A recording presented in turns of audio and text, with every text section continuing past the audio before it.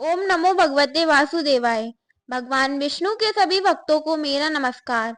आज हम आप सबको देव प्रबोधनी, जिसको देव उठानी एकादशी भी कहा जाता है, देव प्रबोधनी एकादशी कार्तिक मास शुक्ल पक्ष में पड़ती है। तो सुनाते हैं देव प्रबोधनी एकादशी की संपूर्ण कथा। भगवान श्री कृष्ण ने कहा, हे युधिष्ठिर, अब मैं तुम्हें कार्तिक शुक्ल पक्ष की प्रबोधनी एकादशी का महात्म्य सुनाता हूँ। इसका वर्णन ब्रह्मा जी ने नारद से किया था, वही तुम्हें बताता हूँ। ब्रह्मा जी बोले, हे पुत्र, अब पापों को हरने वाली, पुण्य और मोक्ष देने वाली प्रबोधिनी एकादशी का महात्म्य सुनिए। इस एकादशी के दिन भगवान विष्णु 4 महीने शयन करने के पश्चात जागते हैं, इसीलिए इसे देवोत्थान एकादशी भी कहते हैं। धार्मिक श्रद्धालु इस दिन तुलसी व शालग्राम का विवाह आयोजित करते हैं। पृथ्वी पर गंगा तथा तीर्थ समुद्रों सरोवर का प्रभाव तभी तक रहता है जब तक कि देव प्रबोधनी एकादशी तिथि आती है। इस एकादशी के व्रत का फल 1000 अश्वमेघ और 100 राजसूय यज्ञों के बराबर होता है। नारद जी ने पूछा, हे पितामह, एक समय भोजन करने, रात्रि को भोजन करने तथा सारे दिन उपवास करने से क्या फल मिलता है, सो आप विस्तार पूर्वक समझाइए।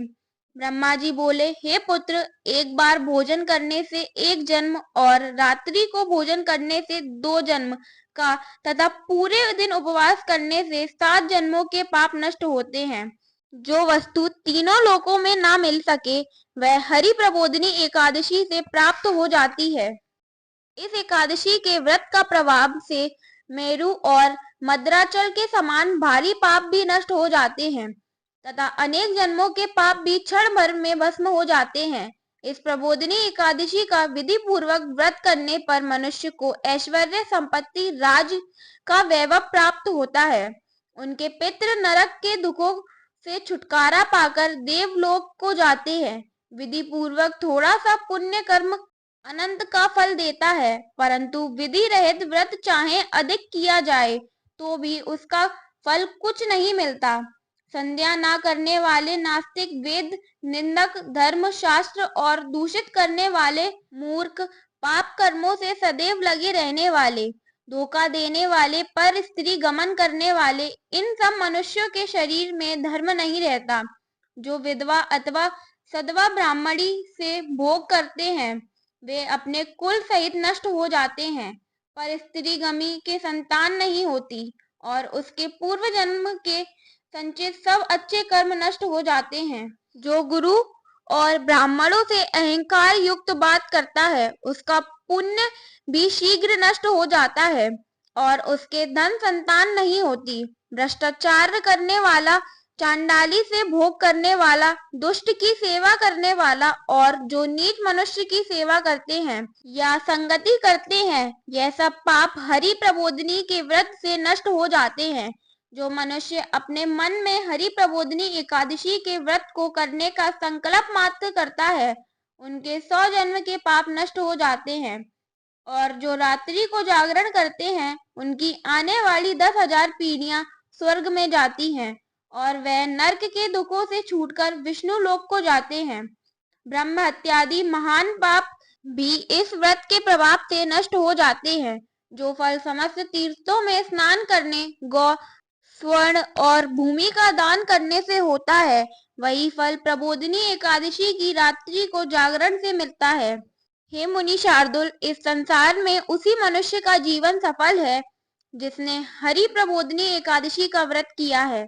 इस संसार में जितने भी तीर्थ हैं, उन सबके स्नान दानादि का फल इस व्रत से मिलता है। अतः और सब कर्मों का त्याग कर भगवान के प्रसन्नार्थ कार्तिक शुक्ल हरि प्रबोधनी का व्रत करना चाहिए। जो व्यक्ति इस एकादशी के व्रत को करता है, वही ज्ञानी, तपस्वी तथा जितेंद्रिय है और उसी को भोग तथा मोक्ष प्राप्त होता है, क्योंकि यह विष्णु को अत्यंत प्रिय मोक्ष के द्वार को बताने वाली तथा उसके तत्व का ज्ञान देने वाली है।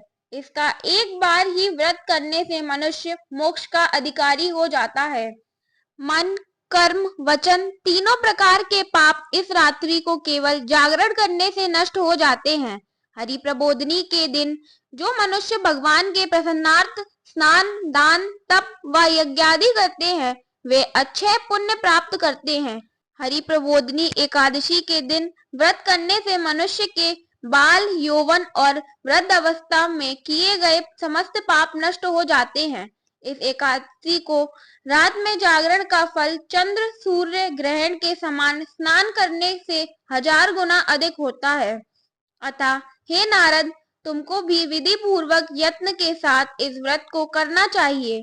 जो कार्तिक मास में धर्म परायण होकर अन्न नहीं खाते हैं उन्हें चंद्रयान व्रत का फल प्राप्त होता है।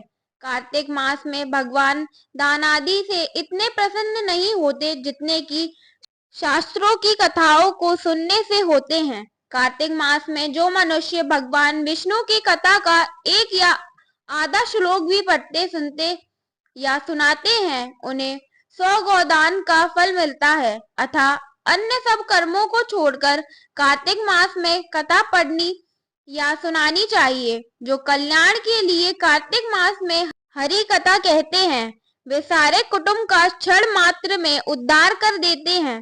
जो नियम पूर्वक हरि कथा सुनते हैं वे 1000 गोदान का फल पाते हैं। भगवान विष्णु के जागने के दिन जो भगवान की कथा सुनते हैं वे 7 दीपों समेत पृथ्वी के दान करने का फल पाते हैं। जो मनुष्य भगवान की कथा को सुनकर कथावाचक को अपनी सामर्थ्य के अनुसार दक्षिणा देते हैं उनको सनातन लोक मिलता है। ब्रह्मा जी की यह बात सुनकर नारद मुनि ने कहा, भगवान, एकादशी के व्रत की क्या विधि है? कैसा व्रत करने से क्या फल मिलता है? वह भी विस्तार पूर्वक कहिए। ब्रह्मा जी कहने लगे, हे नारद, ब्रह्म मुहूर्त में जब 2 घड़ी रात्रि रह जाए तब उठकर शौच आदि से निवृत्त होकर दंत धावन आदि करें। उसके बाद नदी, तालाब, कुआं, बावड़ी या घर में ही स्नान आदि करें। फिर भगवान की पूजा करके कथा सुने और फिर व्रत का नियम ग्रहण करना चाहिए। उस समय भगवान से विनय करें, हे भगवान, आज मैं निराहार व्रत रहकर करूंगा तथा दूसरे दिन द्वादशी को भोजन करूंगा। आप मेरी रक्षा कीजिए। तत्पश्चात भक्ति भाव से व्रत करें तथा रात्रि में जागरण करके भगवान के आगे नृत्य गीतादि करना चाहिए। प्रबोधनी एकादशी के दिन लोभ को त्याग कर पुष्प, फल, अगरबत्ती, धूप आदि से भगवान का पूजन करना चाहिए। शंख के जल से भगवान को अर्घ दें। इसका फल समस्त तीर्थों से करोड़ों गुना होता है। हे मुनिश्रेष्ठ, जो मनुष्य दिव्य अगस्त्य के पुष्प से भगवान का पूजन करते हैं उनके आगे इंद्र भी हाथ जोड़ता है। तपस्या करके संतुष्ट होने पर हरि भगवान वह फल नहीं देते जो अगस्त्य के पुष्पों से अलंकृत करने से देते हैं। जो कार्तिक मास में बेलपत्र से भगवान की पूजा करते हैं वे मुक्ति को प्राप्त होते हैं। हे नारद, कार्तिक मास में जो तुलसी और मंजरी से भगवान का पूजन करते हैं उनके पिछले अनेक जन्मों के पाप नष्ट हो जाते हैं। तुलसी दर्शन, स्पर्श करने तथा कथा कहने, नमस्कार करने, स्तुति करने, तुलसी रोपण, जल से सींचने और प्रतिदिन पूजन सेवा आदि करने से युग पर्यंत विष्णु लोक मिलता है। हे मुनि, रोपी हुई तुलसी जितनी जड़ों का विस्तार करती है उतने ही तुलसी रोपण करने वाले व्यक्ति के पुण्यों का विस्तार होता है। जो कदम्ब के पुष्पों से हरि का पूजन करते हैं वे भी कभी यमलोक में नहीं जाते। जो गुलाब के पुष्पों से भगवान का पूजन करते हैं उन्हें अनंत पुण्य मिलता है। जो बकुल और अशोक के फूलों से भगवान का पूजन करते हैं उन्हें सूर्य चंद्रमा के रहने तक किसी प्रकार का दुख नहीं होता। जो मनुष्य सफेद या लाल कनेर के फूलों से भगवान का पूजन करते हैं उन पर भगवान अत्यंत प्रसन्न होते हैं। जो दूब के अंकुरों से भगवान की पूजा करते हैं वे 100 गुना पुण्य पाते हैं। जो समी के पत्र से भगवान की पूजा करते हैं उनको यमराज से छुटकारा मिल जाता है। जो वर्षा ऋतु में भगवान का चंपा के फूलों से पूजन करते हैं उनको पुनर्जन्म से मुक्ति मिल जाती है। जो मनुष्य केतकी का पुष्प भगवान पर चढ़ाते हैं उन्हें करोड़ों जन्म के पाप नष्ट हो जाते हैं। जो मनुष्य पीले रक्त वर्ण के कमल के पुष्प से भगवान का पूजन करते हैं उनको श्वेत दीप में स्थान मिलता है। इस प्रकार रात्रि को भगवान का पूजन कर प्रातः काल होने पर उठकर नदी पर जाए और वहां स्नान जाप तथा प्रातः काल के कर्म करके घर पर आकर विधि पूर्वक भगवान केशव का पूजन करें। व्रत की समाप्ति पर विद्वान ब्राह्मणों को भोजन कराएं और दक्षिणा देकर क्षमा याचना करें। इसके पश्चात भोजन गौ और दक्षिणा देकर गुरु का पूजन करें। ब्राह्मणों को दक्षिणा देवे और जो चीज व्रत के आरंभ में छोड़ने का निश्चय किया था वह ब्राह्मणों को दे।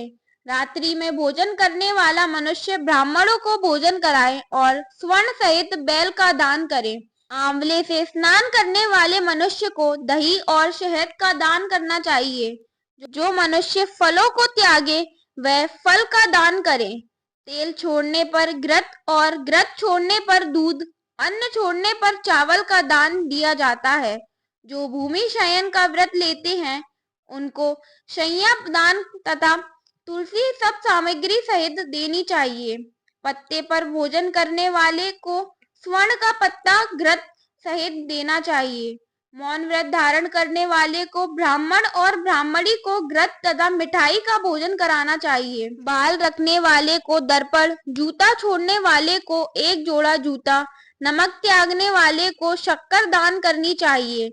मंदिर में दीपक जलाने वाले को तथा नियम लेने वाले को व्रत की समाप्ति पर ताम्र अथवा स्वर्ण के पात्र पर घृत और बत्ती रखकर विष्णु भक्त ब्राह्मण को दान देना चाहिए। एकांत व्रत में 8 कलश वस्त्र और स्वर्ण से अलंकृत करके दान करना चाहिए। यदि यह भी ना हो सके तो इनके अभाव में ब्राह्मणों को सत्कार सब व्रतों की सिद्धि देने वाला कहा गया है। इस प्रकार ब्राह्मण को प्रणाम करके विदा करें। इसके पश्चात स्वयं भी भोजन करें। जिन वस्तुओं को चतुर्मास में छोड़ा हो उन वस्तुओं की समाप्ति करें अर्थात ग्रहण करने लग जाएं। हे राजन, जो बुद्धिमान इस प्रकार विधि पूर्वक व्रत करते हैं उन्हें अनंत फल मिलता है और वह अंत में स्वर्ग को जाते हैं। जो मनुष्य चतुर्मास व्रत निर्विघ्न समाप्त करते हैं वे कृतकृत्य हो जाते हैं और फिर संसार में जन्म नहीं लेते। यदि व्रत भ्रष्ट हो जाए तो व्रत करने वाला अंधा या कौड़ी हो जाता है। भगवान कृष्ण ने कहा कि राजन, जो तुमने पूछा था वह मैंने बतलाया। इस कथा को पढ़ने तथा सुनने से गौदान का फल प्राप्त होता है। फलाहार। इस दिन कांचरे का सागर लिया जाता है। कांचरा, मेवा, दूध, दही, सिंगाड़ा, आलू तथा फल आदि लिए जा सकते हैं। इस कथा को सुनने के लिए आप सभी का धन्यवाद। जय श्री हरि, जय श्री राम। बोलो एकादशी माता की जय। तो बोलिए लक्ष्मी नारायण की जय।